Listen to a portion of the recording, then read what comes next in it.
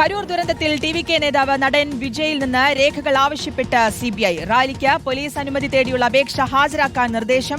ആവശ്യമായ മാർഗനിർദ്ദേശങ്ങൾ സ്വീകരിച്ചുവെന്ന് വ്യക്തമാക്കുന്ന രേഖകളും ഉടൻ കൈമാറണമെന്നും സിബിഐ നിർദ്ദേശം നൽകിയിട്ടുണ്ട്. വൈഎസ് അഭിനന്ദുണ്ട് വിവരങ്ങൾ നൽകാൻ. അഭിനന്ദ്, കഴിഞ്ഞ ദിവസങ്ങളിൽ ചോദ്യം ചെയ്യൽ 2 ദിവസങ്ങളായിട്ട് ചോദ്യം ചെയ്യൽ ഉണ്ടായിരുന്നു വിജയെ.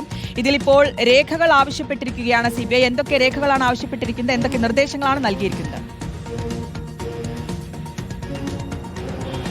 ശ്രുതി, നടൻ വിജയുടെ ഈ കരൂർ ദുരന്തവുമായിട്ട് ബന്ധപ്പെട്ട് നടൻ വിജയുടെ കുരുക്ക് മുറുക്കാനുള്ള നീക്കത്തിലേക്കാണ് നിലവിൽ സിബിഐ കടന്നിരിക്കുന്നത്. 2 ഘട്ടമായിട്ടാണ് സിബിഐ ഡൽഹി ആസ്ഥാനത്ത് വിജയെ ചോദ്യം ചെയ്തത്. ആദ്യഘട്ടത്തിൽ കൃത്യമായി തന്നെ ചോദിച്ചറിഞ്ഞു. 2ാം ഘട്ടത്തിലാണ് സിബിഐയിൽ തമിഴ്നാട് പോലീസ് വിജയ്ക്കെതിരായിട്ടുള്ള മൊഴി നൽകിയത്. എന്തുകൊണ്ടാണ് ഇത്ര വലിയ ഒരു തിരക്കുണ്ടായിട്ടും പരിപാടി തുടർന്നുകൊണ്ട് പോയെന്നടക്കമുള്ള ചോദ്യങ്ങൾ സിബിഐ ചോദിച്ചിരുന്നു. അതിനകത്ത് വ്യക്തമായ ഒരു ഉത്തരം ഇപ്പോഴും വിജയ്ക്ക് നൽകാൻ കഴിയിട്ടില്ല. അതിന്റെ ഭാഗമായിട്ടാണ് ഇപ്പോൾ നിർണായകമായ ചില രേഖകൾ ആവശ്യപ്പെട്ടുകൊണ്ട് വിജയെ സിബിഐ സമീപിച്ചിരിക്കുന്നത്.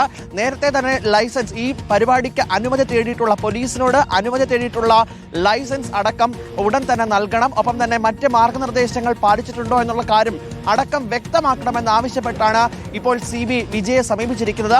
2 ഘട്ടം കഴിഞ്ഞ ദിവസവും ചോദ്യം ചെയ്തിരുന്നു. തമിഴ്നാട് പോലീസിന്റെ സായുധ DGP-യാണ് വിജയ്ക്കെതിരായിട്ടുള്ള മൊഴി നൽകിയത്. 30,000 പേർ അവിടെ ആദ്യഘട്ടത്തിൽ ഉണ്ടായിരുന്നു. പിന്നീട് 7 മണിക്കൂർ വൈകിയതിനു ശേഷം ദുരന്തമുണ്ടായത് വിജയും സംഘവും അറിഞ്ഞു. എന്നിട്ടും എന്തുകൊണ്ട് പരിപാടി തുടർന്നു അടക്കമുള്ള ചോദ്യങ്ങൾ സിബിഐ വിജയോട് ചോദിച്ചിരുന്നു. അതിന്റെ ഭാഗമായിട്ടാണ് തുടർ നടപടികളിലേക്കുള്ള കടക്കുന്നതിന്റെ ഭാഗമായാണ് ഇപ്പോൾ ചില രേഖകൾ കൂടി സിബിഐ വിജയോട് ആവശ്യപ്പെട്ടിരിക്കുന്നത്. വ്യക്തമാണ്. വൈഎസ് അഭിനന്ദാണ് വിശദാംശങ്ങൾ നൽകിയത്.